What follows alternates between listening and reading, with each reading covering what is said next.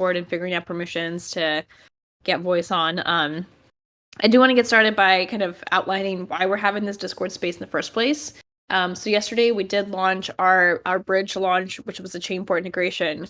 And that integration was a culmination of so many efforts. It took us almost a year to build for various reasons. There were, I think, 5 companies involved in making this happen. ChainPort, obviously, so Decentralab is the parent company of ChainPort, which is the bridge. We also had Oreo Wallet, so Fish Guy.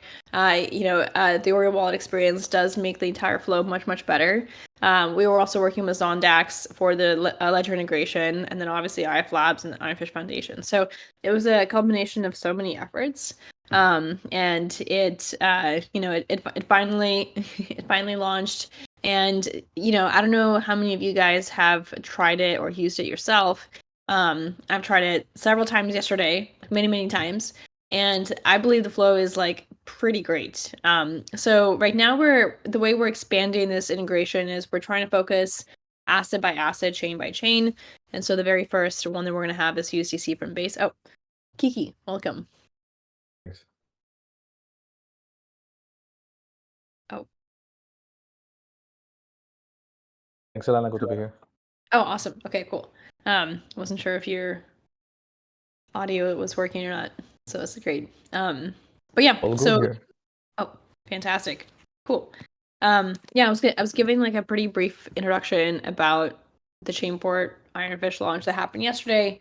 But since we have you here, I would love to kind of for you to give a quick overview on yourself. You're one of the founders, I believe, and more about kind of your journey in crypto, but also how you came to build a bridge and have a bridge operating company.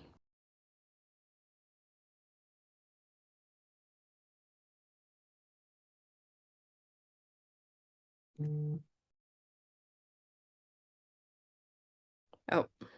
Hey, sorry. Okay, I remember I completely disallowed Discord to record my mic, so I had to like reshuffle the whole things on my computer. What's up? Awesome. Yeah, no, it's thank you for doing the Discord spaces. I know we originally discussed doing a Twitter space. Our tradition has always been to do a Discord space. But yeah, every single time we do it, there's definitely some difficulties. Very, very underground Discord space. Kind of like it. I feel like in a underground club or something. Sure. Well, yeah, that's good. Well, you get people from your community, they have to join your Discord channel. It does allow screen sharing, which is a huge plus if you wanted to actually demo the bridge and, show people how it works. So there's definitely a lot of pros, but I agree. This might be, dare I say, our last Discord event or Discord space. Cool. Cool. Well, I was just giving people like a pretty brief kind of overview of the launch that happened yesterday. So Ironfish is now fully integrated with ChainPort, and ChainPort supports 27 chains. But the way the integration is happening right now is we're kind of focusing asset by asset, chain by chain, and there are many reasons for why we're doing it in a very kind of controlled way. And so the asset that we're focusing on mostly right now is USDC from base. So right now, if you have the Ironfish Node app installed or the Oreo Wallet installed, you could transfer your USDC from base over to Ironfish. And once you have that private wrapped USDC on Ironfish, you could do anything you want with it. You can transfer it within Ironfish. You could transfer it out to base to a fresh new wallet, etc. And it'll be completely private. So now that we kind of have both of you here, I'm not sure who's going to be the predominant speaker, but yeah, I would love to kind of share the audience kind of your story more of how you came to actually, operate a bridge company, and what got you into crypto. How long have you been running ChainPort, and kind of like your motivation for running a bridge company, because it's definitely one of the more riskier kind of businesses to run in crypto. So would love to kind of hear your story. Sure. So, yeah, I'm here, and also Era is my founder, co-partner is here, co-founder, partner. I'm just running with a bit of a cough, so I like asked. We all call him Kiki. If you can join and like pitch in. for the less technical questions. But in general, we've been in the space since 2017. For the first 3 or so years, we worked on quite a novel multi-party state network protocol called Tuki network, which was basically kind of like a browser-based protocol for multi-step referrals. It was like doing a blockchain chart based on something like snarks, or just like a set of browsers. I think it was a bit ahead of its time, but it was really nice work. And basically, since 2020, we've been launching more products in the space, and I guess one of the biggest ones is ChainPort. So ChainPort is we operate under the engineering arm, the mother company of Decentraland. We have a few product brands. One of them is ChainPort. So ChainPort is like a cross-chain bridging technology, and we've been operating it since 2021. I think it's somewhere around $800 million in volume to date. TVL has gone up and down. Also, it really depends on how you measure it, because I can talk about it later. But right now, it's around, I think, to 60 million TVL.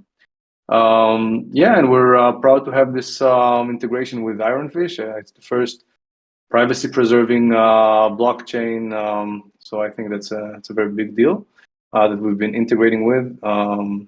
Also, I think it was a really good integration and a really great team. So yeah, we're excited to be here. I will just add how we started. In early 2021, NFTs start exploding all over Ethereum. What took the gas cost spiking to crazy amounts, and nobody could actually use Ethereum. It was too expensive. So many tokens came to us, were asked to move to other chains. It was BNB most popular at that time. That's how we started the ChainPort as a bridge. We had only one chain supported, only BNB, and you could only bridge from Ethereum to BNB, and that's it. And it just exploded. Tons of demand. Over the years, we grew. Today we support 30 chain. Ironfish is actually the 30th chain that we are going to support, and the second non-EVM one.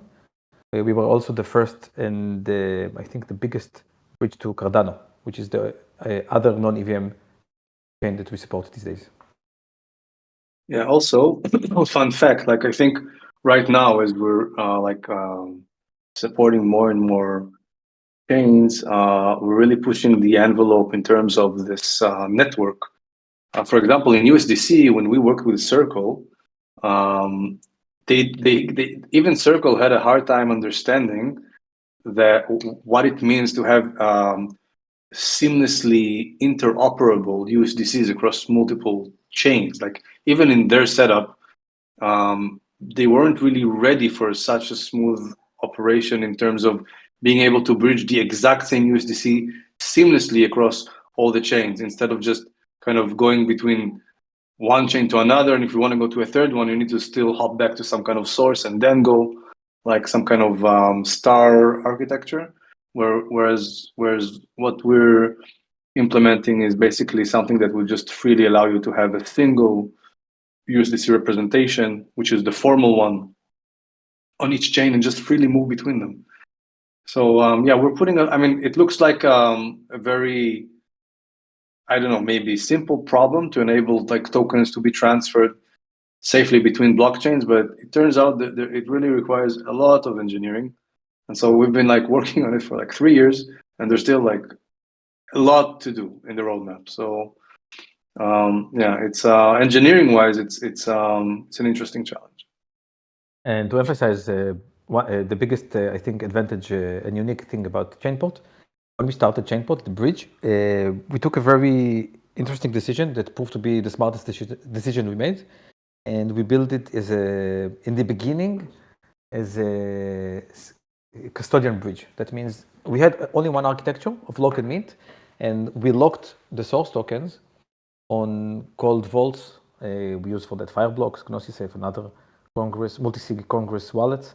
What happened over the years, especially in later 2021 and 2022, almost all the bridges in the space got hacked at some point. What made us at some point to be one of the biggest bridges in the space and the biggest for alts. So we emphasize about security. Security is most important for us at everything that we do. And today we don't only have the lock and mint architecture. We have actually 6 different architecture of bridging. And I would say that Ironfish is so unique that hey, maybe we can call it the 7th one. Nice. Yeah, no, that's definitely one of the big differentiators for you guys is to be custodial bridge still, or or a variation of. And you do really emphasize on your security practices and making sure that the bridge is safe, but also making sure that bad actors don't get to use your product as well. Can you talk more about that? How you ensure that your bridge stay safe, like in terms of hacks, but also like in terms of like all the screenings that you do to make sure that there's no bad actors. So I think there's like 2 different aspects. First is securing the bridge operation in general. First of all, means that we don't trust our own contracts. Even though we audit and everything, the reason that a configurable amount, usually above 95% of assets, are in battle-tested MPC wallets or in Gnosis Safe, etc., or in Congress wallets, is because even though we do everything we can for the contracts, a big part of the reason why all of the other protocols got hacked is because basically in crypto you can't really simulate everything unless you're on mainnet. And when you're on mainnet, every bug costs money, and usually it's the user's money that's being tested. So we made a decision to put a barrier between the funds and the technology. So basically, most of the funds are always safeguarded in custodian level vaults. And we also offer varying degrees of security on that. So if we have like chains or projects that are taking our private bridge or white label bridge offering, they are able to participate in these in these vaults. So they become co-custodians. So that basically even distributes the security even further geographically and just on the base level of it in terms of numbers of signatures.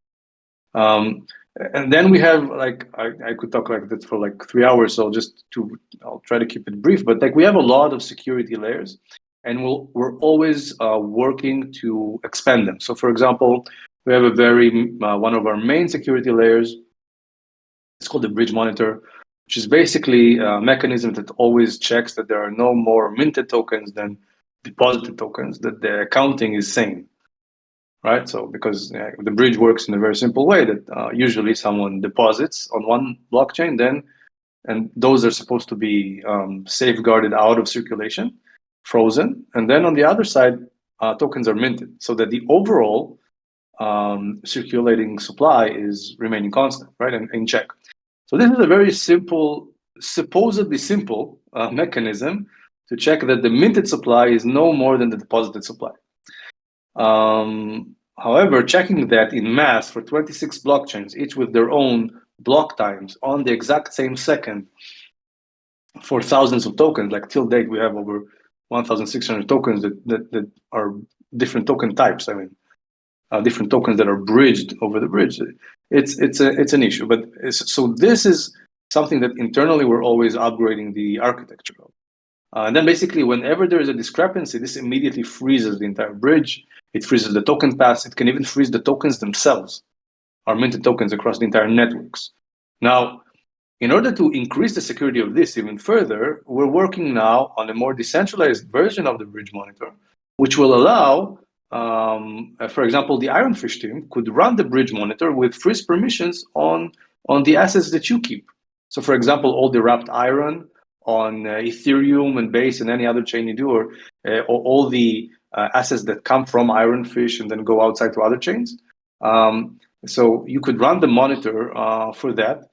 And basically, when there's any discrepancy, you could have the permissions to freeze that. And of course, when you're only running it for your own tokens, you would be the first to see it.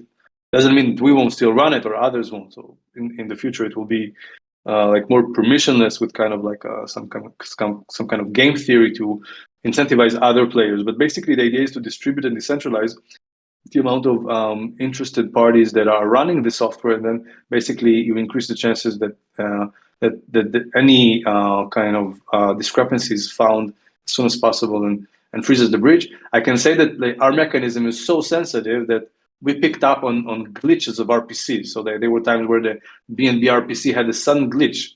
A glitch like a token balance went up and immediately down, just RPC error, and froze our entire bridge. So we worked in all kinds of mechanisms to kind of decrease the false positives, etc. So, anyways, there's a lot of other mechanisms, but that's one aspect. The other aspect is what you said about compliance, and there we have an entire you could say theater or system that basically we have kind of like a call center. I mean, an automatic call center, an agentic call center that subscribes to all kinds of streams about malicious play. So, for example, we are working with our partner Cybers, which are one of the companies that are basically scanning blockchains block by block and applying deep learning models to identify hacks. So any contract of ours on any chain, any token that we work with, and any token we deploy, they are all in those watch lists. And then as soon as there any foul play, and that is discovered on the specific block level, so they have classifiers running on every block. And the minute they identify something, we get notified, and we worked with them to increase the reliability of the mechanism, like with retries and everything. So like all the systems really go all out to receive a handshake as soon as possible.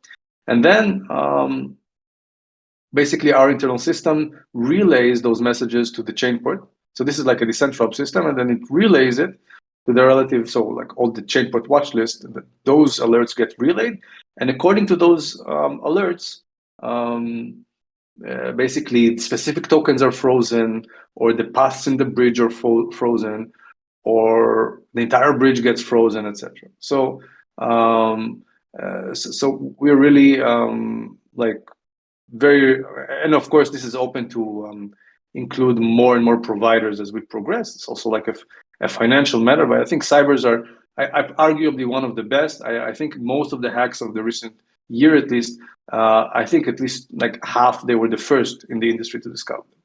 So they're really good at what they do.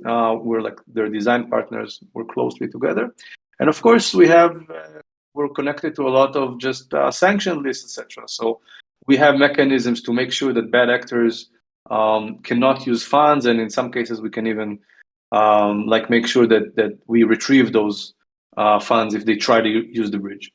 So yeah, I mean, we're very conscious about that, because eventually the entire bridge is ultimately like security is, I would say, like half of the offering. Right? So yeah, we really emphasize it. Yeah, no, I really like that, because in crypto there's no, like, you can't hack something a little bit. Like, it's very binary. Most of the hacks are, either a project doesn't get hacked or they get hacked for everything. And that's kind of what we've seen with like Ronin or Nomad Bridge, or I'm blanking on the name, but there was like definitely a season of like 5 bridges kind of failing at the same time. Cool. So I do want to kind of move into the next topic, which is kind of more related to privacy. And there's actually a question in the audience right now that was aptly asked right now, and it was, I want to know how private Ironfish is compared to Monero. So I'm happy to answer that one, and then I definitely want to talk to you guys about, like, this is one of the 2 non-EVM chains that you've worked with, but also the first private chain that you've worked with, and there aren't very many private chains to begin with. So I definitely want to hit on that topic as well. So the first question was, how does it compare to Monero? So Ironfish actually works more similarly to Zcash shielded than Monero. So the way Monero works is, and I'm not super fluid in it, so if I say something wrong and someone's here from the Monero community, please be nice, because they were definitely mean in the past. But the way it works is, it's true.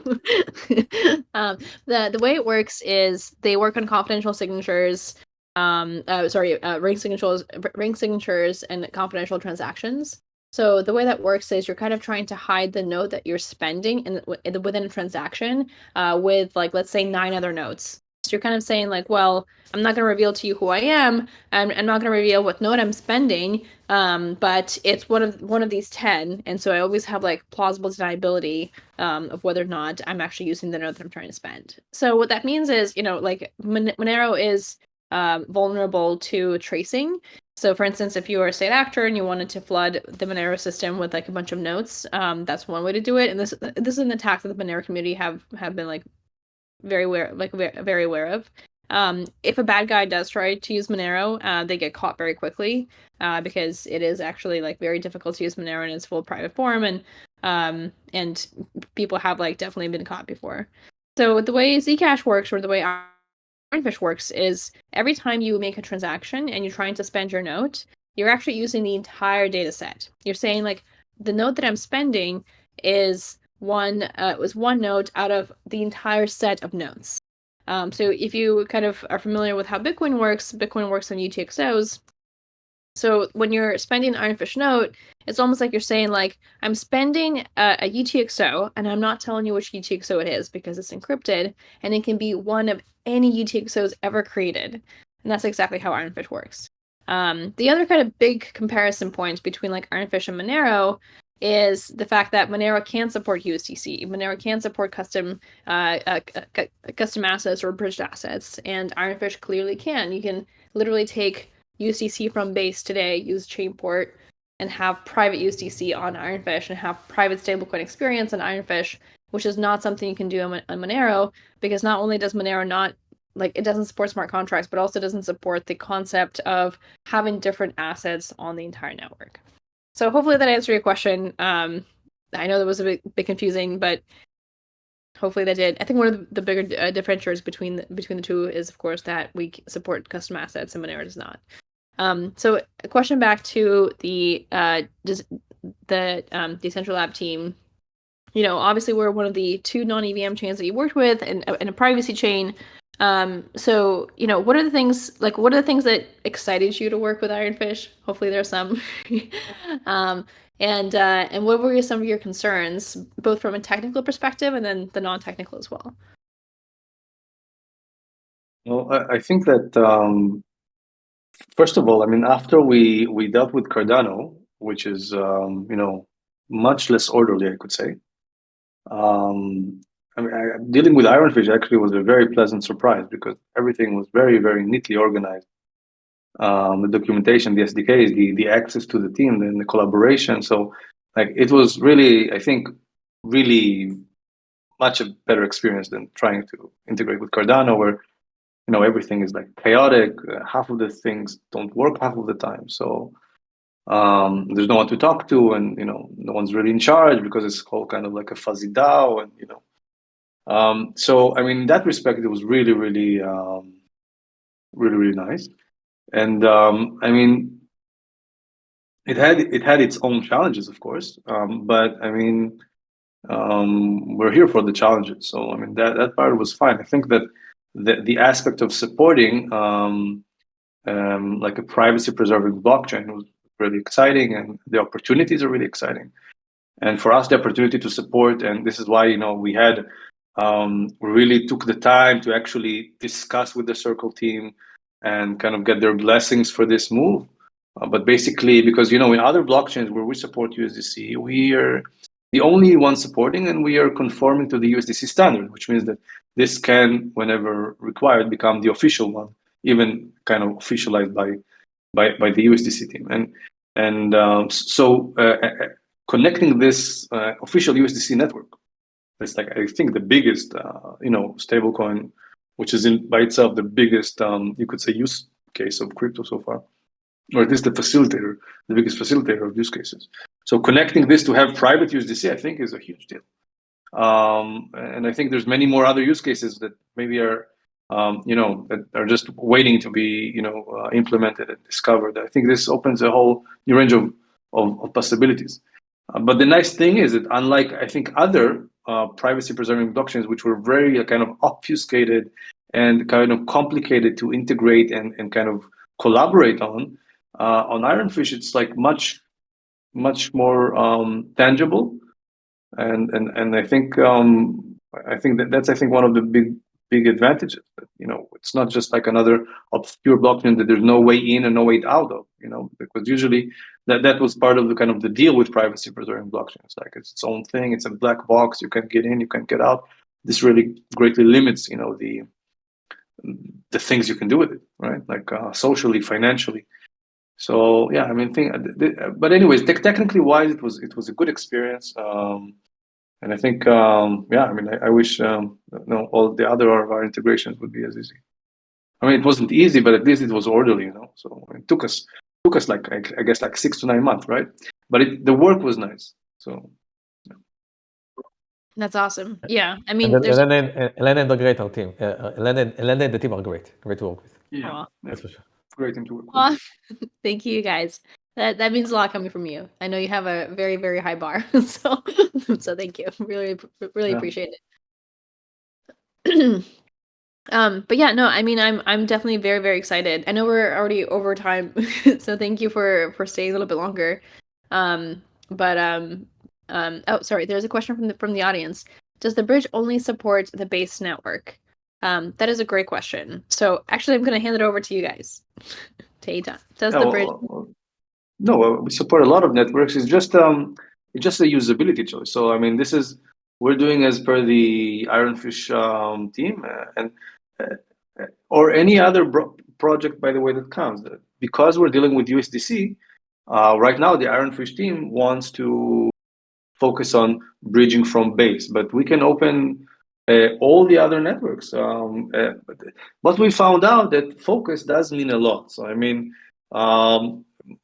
the important thing when opening things up is making sure that there's utility for the token on the other chain, right? So it's not about just opening the paths. It's about opening paths to some kind of utility on another chain. So, but technically, whenever will be required, we can open the rest of the paths. And also for any project that comes from any other chain that wants now to have a private representation, any project from any other chain, from the 20 something we support, and we always have a queue of chains waiting for integration. But so all of those will be able to port at will to Ironfish. So all they have to do is ask us, and we kind of whitelist and open that path. And the only reason we do that, because in the past we just opened all the paths to everything, but that created a lot of confusion, because then users by accident went to a chain where there's not yet a utility for that specific token, and then they just kind of wasted time and money to port. So that's why we do it together with the projects and the chains. And whenever there's a use and like a use case or a reason for them to open, they ask us and we support it. Technically, it's possible, of course. Yeah. I just So want to emphasize one sentence about that. For us at ChainPort, our vision is to be the ultimate bridge in the space. We have multiple architecture these days, so we can support as many blockchains as possible, as many tokens as possible, as many paths, and everything to be with full interoperability. That means so the long-term vision for ChainPort is eventually so users will be able to bridge in at least 80 or even 90% of the cases. Or it means 90% of the most popular tokens and most popular chains from any of them to any of them seamlessly. And we are working all the time to improve this. For us, we believe that user experience, this is like the biggest thing that will bring the mass adoption in crypto. And not only the developers and the sub users, but really like the mass adoption must be very easy to use product that can support as many of the needs that they need. And in our case, it means chains and paths.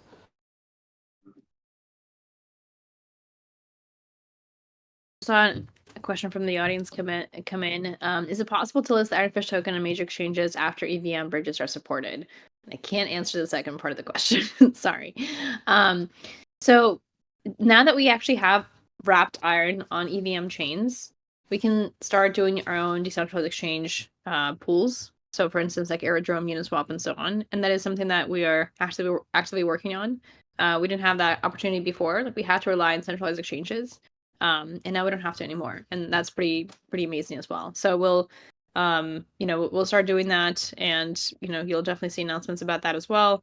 But yeah, dealing with the privacy chain and centralized exchanges has been like a difficult journey. So the fact that we can now have DEXs support us is huge. And definitely something that we're going to be doing in the short term. Cool.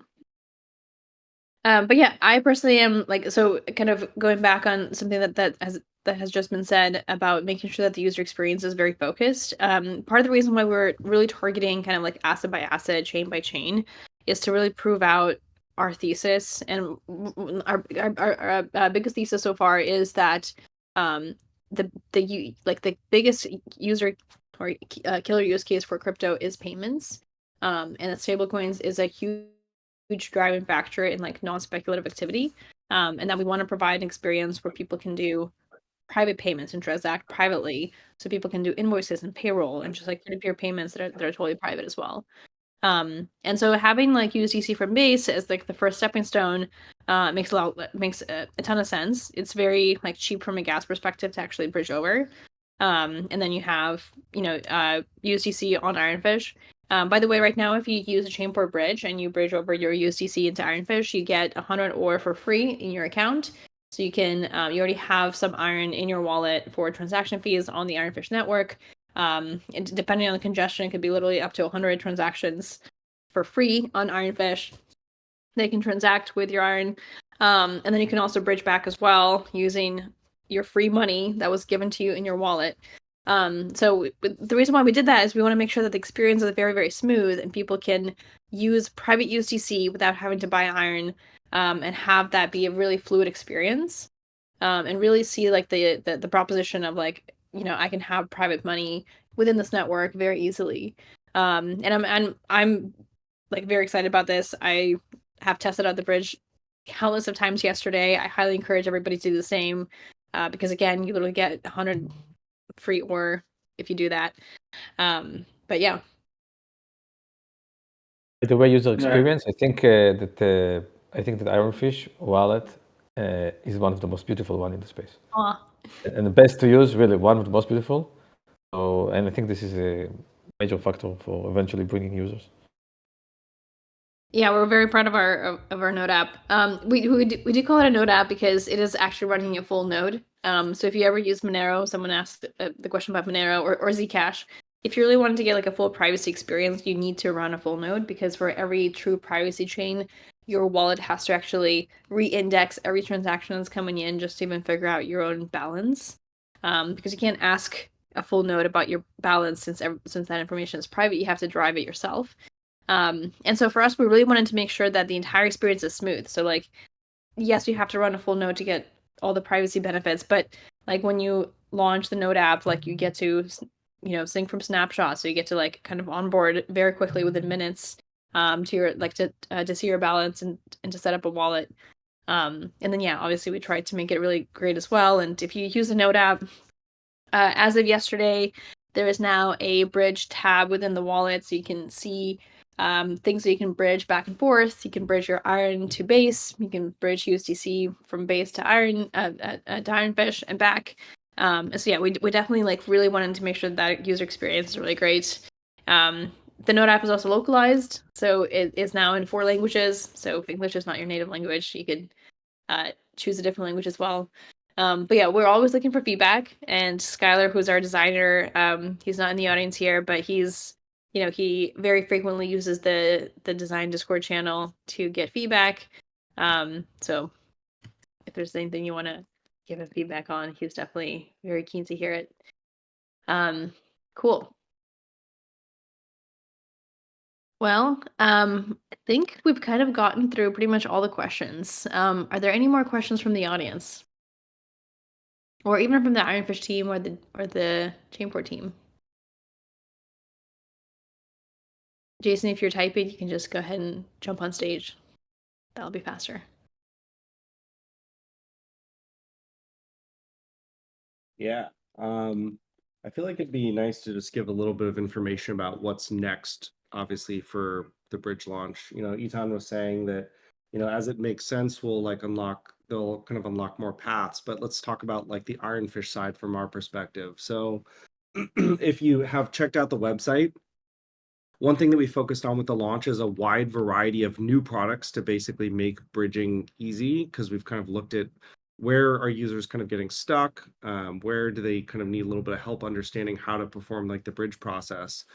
And as part of that on our website, one thing we've outlined is like all of the kind of wallets you can use. And just to be clear, we actually have 3 potential wallet products you can use. You have Oreo Wallet. Fox Wallet is working on implementing multi-asset, which is one of the Ironfish wallets. And then obviously you have the Node app. Oreo Wallet is kind of the easiest, but it's medium privacy. You know, as Elena was kind of just mentioning, it's the most private if you obviously run your own Node app. I know that the Node app, we're still kind of like, we added a lot of bridging functionality directly in it, and that is feature complete.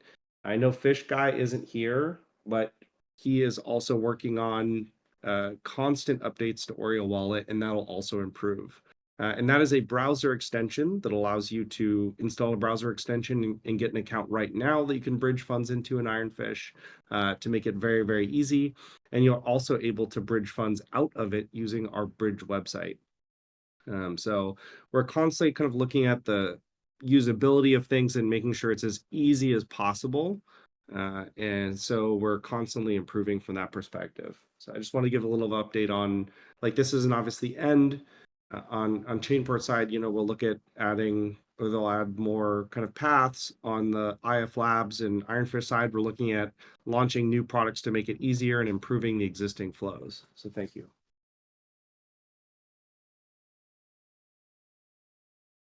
Yeah, for sure. And then in terms of other steps, like, you know, kind of what Itan was saying as well, we are going to be adding more assets as we see more use cases. So the biggest announcement that happened yesterday is that the fact that all the infrastructure for the entire bridge integration has been complete. And so it'll be a lot easier and faster to kind of add assets. And I did also post the link for how you can have your asset be listed on ChainPort as well. So if you wanted to, like, if you have an asset on Base or pretty much any other chain that they support and you wanted to add privacy as a functionality to your token, you could use that form to list your token and get access to that as well. Another question from the audience: documentation regarding notes and how they are used on Ironfish.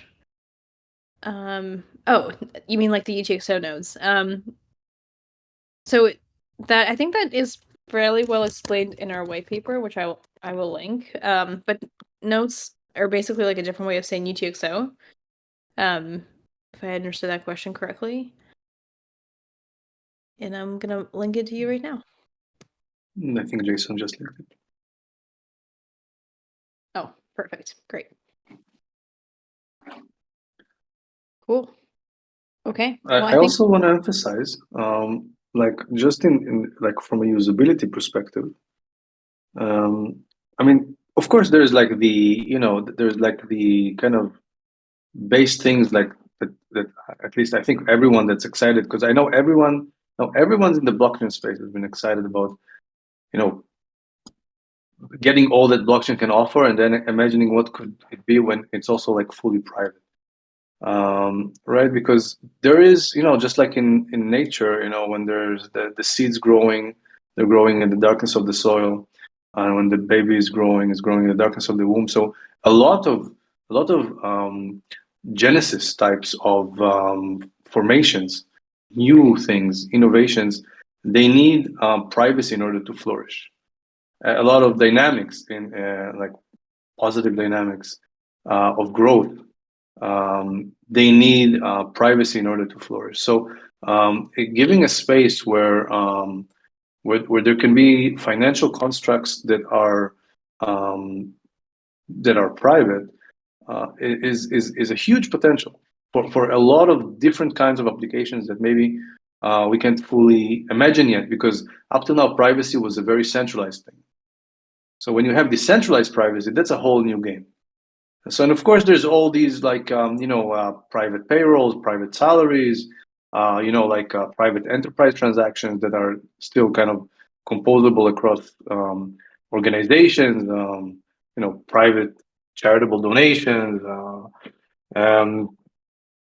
private DeFi, which I don't know, like only can imagine what can be there. And but I think like we should also try and open our minds to like different types of things that are maybe already possible. For example, when you have tokens are just units of accounting, right? So I don't know, maybe there's a way to make, like we have intent addresses, to make kind of like private or privacy preserving voting mechanisms by using, for example, tokens as means of votes, transferring them and having like the allotments being private on Ironfish, etc. So I think I hope at least that the growth here will foster new types of applications, because I do think this is unlike many of the other chains that we're seeing, this is something that is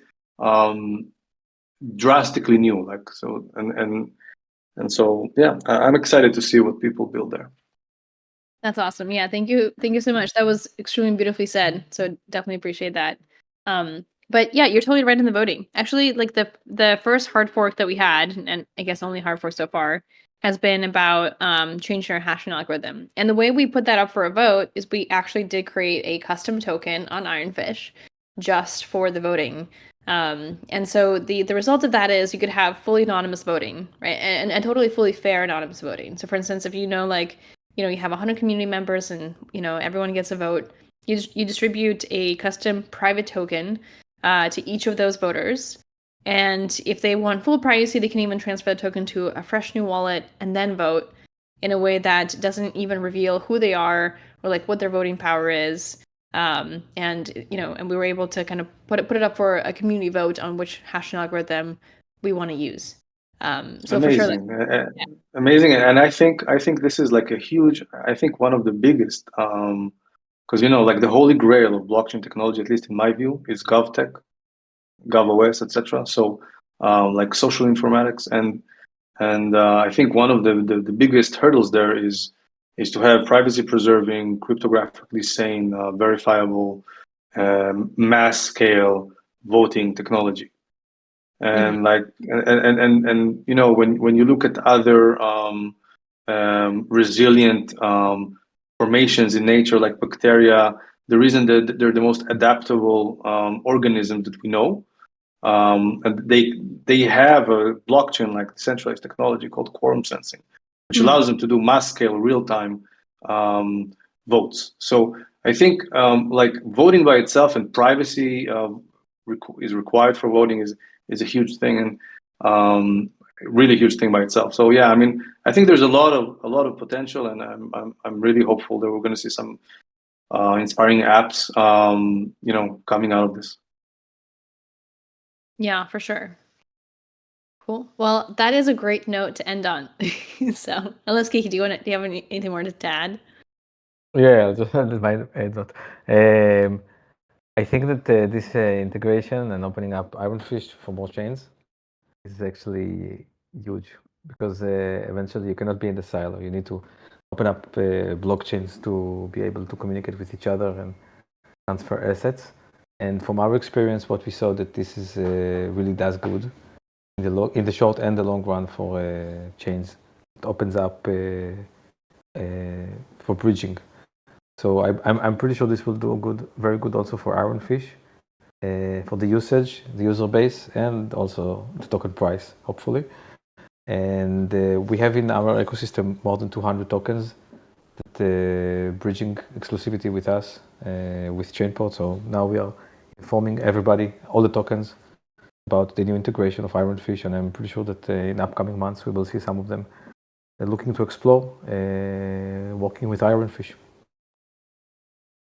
Amazing. Yeah. If anyone from your list of people or tokens want to have full privacy, definitely mention Ironfish to them, because right now we're actually the only project, the only chain that can even support that. Kind of looking at the ecosystem, like there's Penumbra, and there's obviously like the OG projects like Zcash, and like some of the newer projects that haven't launched yet, like Aztec. But like in terms of all the privacy projects that you kind of see, we're the only privacy project that can support any asset on any chain.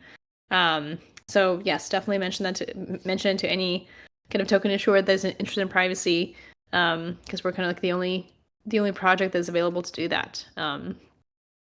So amazing, cool. Well, thank you so much. Oh, go ahead. No, just absolutely. And good luck to Ironfish, and go Ironfish, and congrats, Elena, and the team. Thank you so much. Yeah, and it was really wonderful to work with you guys. Our journey is not over, obviously; it just has begun. but yeah, I wanted to say, thank you for everything. Likewise, your team has been extremely easy to work with and very communicative. And I know that our engineering team here is in the audience, and they're very they had a really great experience working with you guys as well. So thank you, Jason. Yeah, for sure. And remember, like this, this is just the day where the baby is, going out into the world. So Right. the journey is really just beginning. So good luck sure. to us and to you. All the best. For sure. All right. Amazing. Well, thank you so much. I'm not sure if this was recorded or not. Derek might have recorded this, and if so, we'll put it on YouTube. But yeah, thank you. Thank you all so much. Oh, perfect. Derek said it was indeed recorded. Amazing. There were some amazing quotes from Eitan during this during this session, so really glad that we were able to capture those. Great. Okay. Have a great day, and thanks for having us.